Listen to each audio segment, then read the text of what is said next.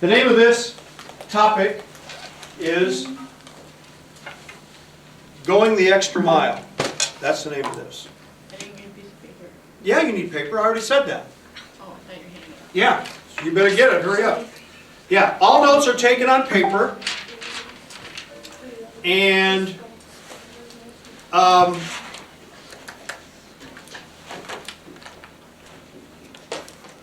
going to be real honest. This is not going to be easy for me to give, but it's not going to be easy for you to take. There's no sense lying, because I'm probably going to say some things that possibly could upset people. And if I do, I apologize before we start. Oh, by the way, hi Iz. Hope you're feeling better. And we expect to see your butt back here tomorrow. Okay. All right. All right. Going the extra mile. All right. I'm going to start today with this idea. And that is the biggest sin that we have in society today for 8th grade kids on up is the feeling of entitlement. Now, entitlement refers to the process or the thinking that just because I am, or just because I did, or just because I know somebody who did, that I should get whatever I want. Okay? So if you didn't get that the first time, you can listen to it again and get along that line. The secret to success is something that I feel that this class has learned in the time in which I've been with you, even back to 6th grade. But at the same time, you are getting hit with outside forces that ask you to do something outside of the purposes of what I'm going to be talking about here. And that is, think of yourself first. That's the big thing that people tell us to do. Think of myself first. Whereas what we try to teach is, it's not about me. And when you are successful, like you guys have been, in both sports, academics, the arts, it doesn't matter. The tendency becomes is to forget where you came from. And that is why I am using this term, going the extra mile, to kind of lay some groundwork for you to examine some thinking.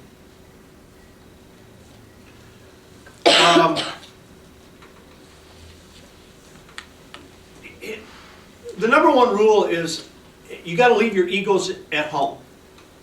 Leaving your egos at home is sometimes difficult, because people in society love to do this. They love to put you up here on a pedestal,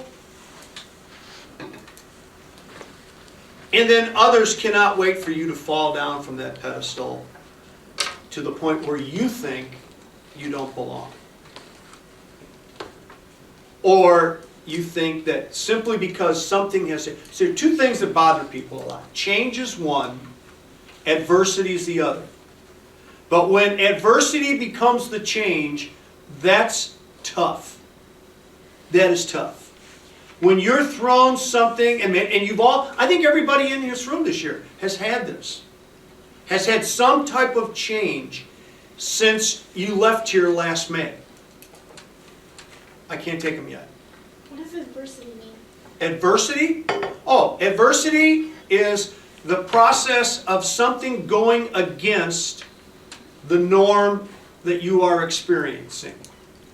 Adversity, to me, is the true test. When things are going well, Chloe, life's a bowl of cherries.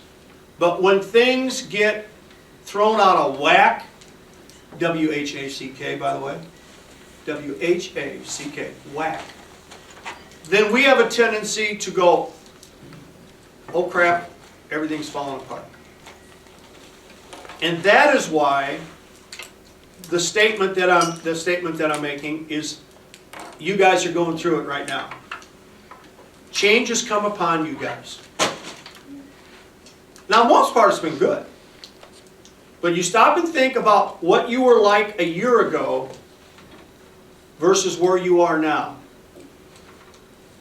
And how things have come in your life. Relationships have changed. You're older. Your expectations may have changed. Illness. I mean, if you want to feel sorry for somebody, take Michael Kuska. My God. Here's a kid who signed a full ride scholarship to go to college, and in the past, or since then, he's had 2 hip surgeries, and now today he got Achilles tendon surgery, and you think that his world has just shattered in front of him. That's it. Hey, Chloe, that's adversity. And that's change. How do you approach change? Well, that's why I use the term going the extra mile. It's all about the foundation that you have placed. Okay. Going the extra mile means that you exceed expectations.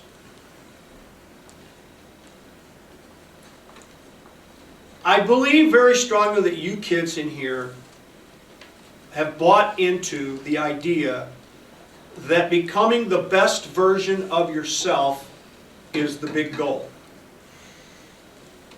It's the big goal. What? How what? How do you approach change? Going the extra mile. Yes. What was the extra mile definition? Exceeding expectations.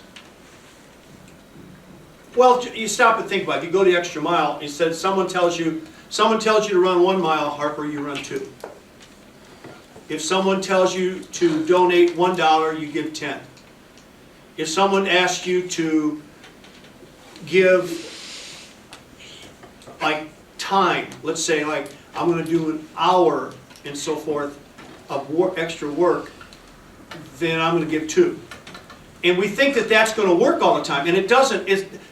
Amounts of time doesn't mean anything. Amounts of time is a number. It's what you do with it. It's what you do with it. When I was a high school senior, this is going back 5 years ago.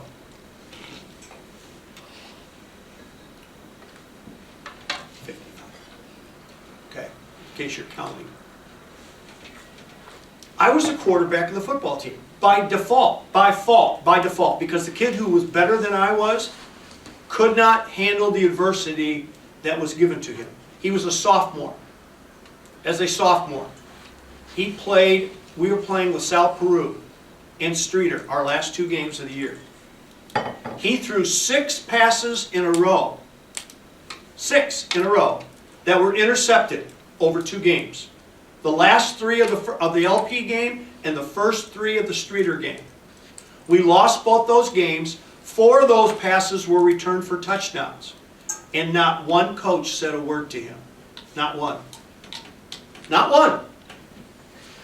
Didn't yell at him, didn't talk to him, didn't say anything to him. And because of that, when he became a senior, or junior, he didn't come out. His attitude was, nobody cared. Now, maybe he's right, but what it did, it opened the door for me. And so I played, and when I played against Pontiac in 1969, I threw a 99-yard touchdown pass. Oh my gosh. Against the Pontiac Indians. Never let Mr. DeLuga forget it when he was alive. Yeah, and I went to college to play as one of these guys thinking, yeah, you're good. You're good. And I got to college and there were 9 freshman quarterbacks.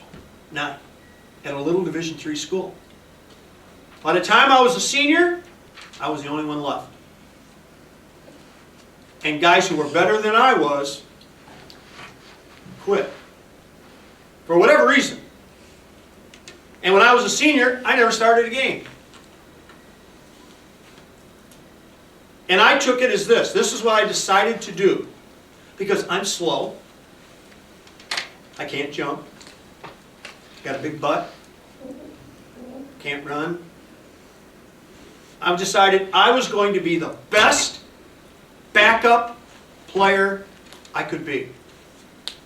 And learn as much as I could.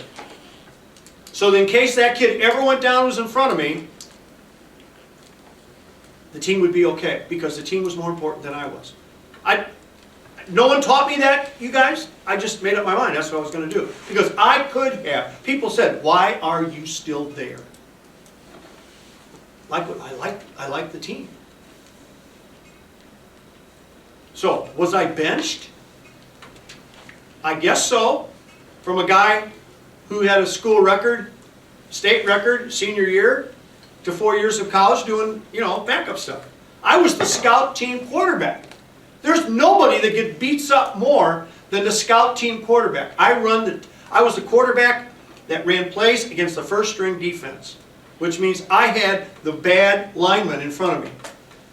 And I got the snot kicked out of me. But I'd throw the ball at the defense. They would laugh. I would get in their face. I'd make a good play, and I'd thinking I was cool. But that was how I survived. And I'm not tooting my horn because I just know that this is what happens to kids. I got straight A's in high school. I graduated number 12 out of 216 kids. Yeah, that's what I get. I get a ding. I got to college. I almost flunked out the first quarter. I took analytical geometry. I had no idea. I was going to be a math teacher. I had no idea what I was doing. Scrambled like crazy. And I got a D. I thought my mom was going to kill me. I was worried about flunking out. Then I took calculus, and calculus turned out to be okay. But then I went to English. That was adversity. And I've already talked to you guys about the year that, 20-some years ago when I got suspended for a year. What do you do? You have to go the extra mile. You have to do things that other people are not going to be willing to do. You have to be willing to do things that nobody else is willing to do. And you don't wake up in the morning and you plan it. My God, no. What it is the ability, you guys, is to adjust. Because I learned plan B, C, D, maybe Q. Like these past 5 days, I've gone bananas. Walking around the house because it was too cold for this old butt to get outside. Going nuts. I had to adjust. I had to go a little bit extra.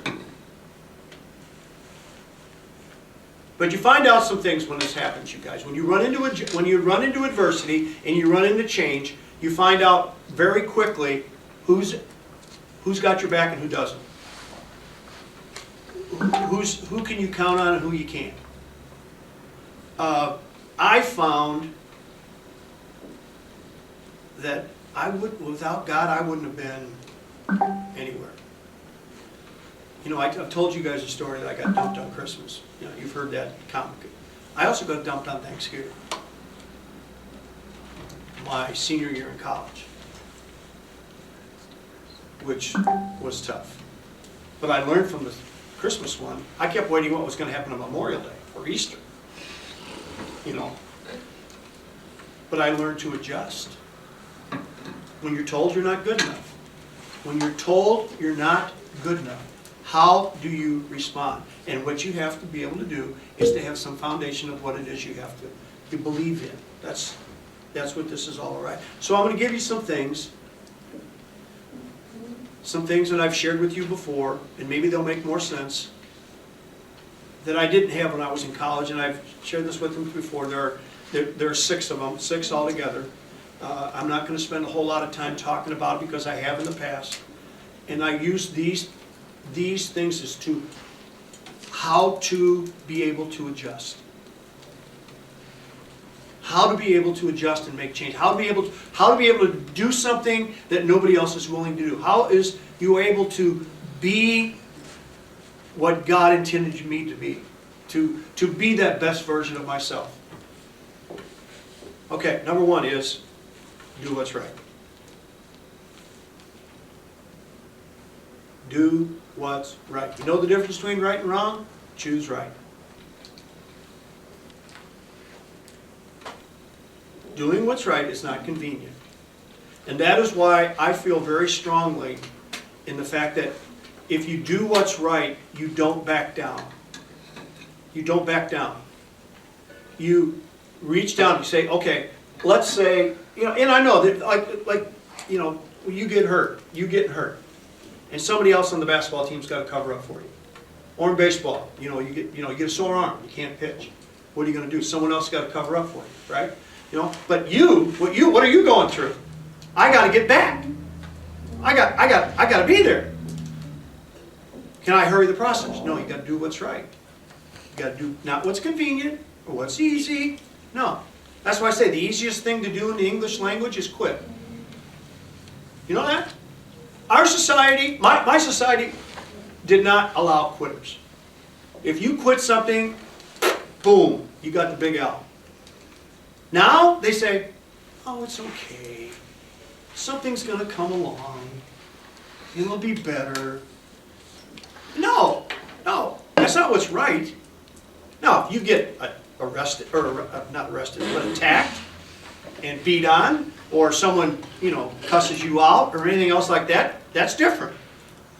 But if you're on a team, if you're on a group, if you're in a classroom, you don't quit on your classmates. You don't quit on your teammates. You don't. I told you the time I punched the locker and bled my wrist, my hand, because when I was a senior in high school during spring break, it was either work during spring break to make money so I could go to Augustana, to be one of 9 quarterbacks, which I didn't know at the time, or play baseball.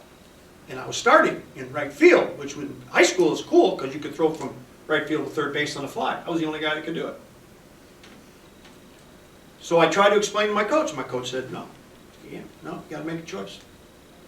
So I chose my future over the present. And when I turned my stuff in, I went downstairs, punched the locker, this thing bled for like 3 days. Because it was right there on the knuckle, and you can't do a thing for a knuckle injury. There's still a scar.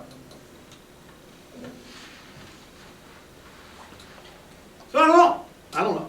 That's number one. Do what's right. Number two, do the best you can in everything you do. You've heard this before, haven't you? No? Yes? Yes. Yeah. Yeah, okay. Well, Sophie hasn't, have you? So, you have? I've said this in front of you guys? Okay.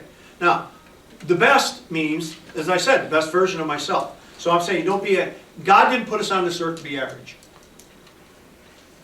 God doesn't believe in average. You know that?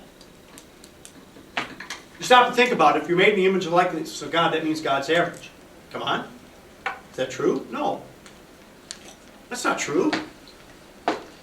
You have any idea where your limits are? You guys realize how far you've come? And how far you have left to go? There's no ceiling for this room. None. There's no ceiling for you guys. You can continue to go. I expect you to go to unbelievable things before you graduate from high school here in Pontiac. You're going to decide that, though. You're going to make the choice whether you want to be the best you can be. And it's a daily thing. That's the big thing. It's daily. I always use these 2 words, no regrets. I used that with you girls last year, and I did it in the fall. No regrets. When you're done, no regrets. You can't say, I wish I had. Oh, Mick Peterson, that's me. I wish I had done this. Why didn't you, idiot? You're supposed to. You should have, but you didn't. Leaders, if you're a leader, your leaders respond to adversity. Leaders make change. You make yourself better. Number 3, treat others the way you want to be treated. Called the golden rule. So if you feel like flipping somebody off, let that person flip you off. Right? If someone gives you a hug, you should want to give that person a hug. I think that second one's a lot easier to get along with than the first one. But, in order for that to happen, you have to respect, I have to respect myself before I can learn to respect others. I know how I want to be treated. Therefore, it should be easy for me to treat others the same way. If you don't mind someone joking with you, then it's okay for you to joke with someone else. But if someone else doesn't like that, just because you like it doesn't mean that's how it should be. All right? Finally, last 3 things. 3 questions that you must be able to ask. And this is probably the toughest part. And it's two-way street because you're built around relationships. Okay? You have 14 of you in here. And I hope that at the end of the year you can ask yourself these 3 questions and get answers that you want. Number 1 is, can I trust you? Can I trust you when I'm with you? Can I trust you when I'm not? Are these questions we're asking other people? Huh? Are these questions? Yeah, yeah. You know, as a teacher, I mean, you should be able to ask me that question. I know I ask you, can I trust you when I'm with you? Can I trust you when I'm not? And you should be able to ask me the same thing. Any teacher you have. From here, any coach you have, anyone who tries to help you, you should be able to ask that question and get the response, yes. Can I trust you when I'm with you? Can I trust you when I'm not? Because if they cannot trust you when you're not with them, where do you think that relationship's going to go? That's when you want to get out of. That's when you want to get out of. Okay? That's called character. And if I can give you one character, you know, it's the same thing as like integrity. Character is what you are when nobody else is around. You know? Character is who you are when nobody else is around. When I was a boy and worked at my dad's store, you know what I used to do, Ella? I was a Hostess geek. I loved Hostess. Hostess cupcakes. Hostess Twinkies. Hostess Suzy Q's. Hostess Ding Dongs. And whenever I worked at the store, I felt it was okay that if I took one and took it to the back room and snacked on it. I had to be at least 50 times I did that. So my dad couldn't trust me when he wasn't around. Needless to say, as I grew older, I apologized. This was after he sold the business. I was hoping that those 50 Twinkies didn't. Actually, they were Suzy Q's. I really liked them. Big chocolate cake with filling. It's like a zit at Fox. If they ever take zits away from Pop, I'll never go. And I don't, because there's always like 3 trays in there. Never I go in. Number 2, are you committed to excellence? And we go through the difference. We've already talked about this. Commitment versus interest is, am I committed to making myself the best I can be in everything I do? Commitment versus interest. Interest means, hey, yeah, I could. Commitment, I don't give up. And number 3, and probably the most important one, do you care about me as a person? Do you care about me as a person?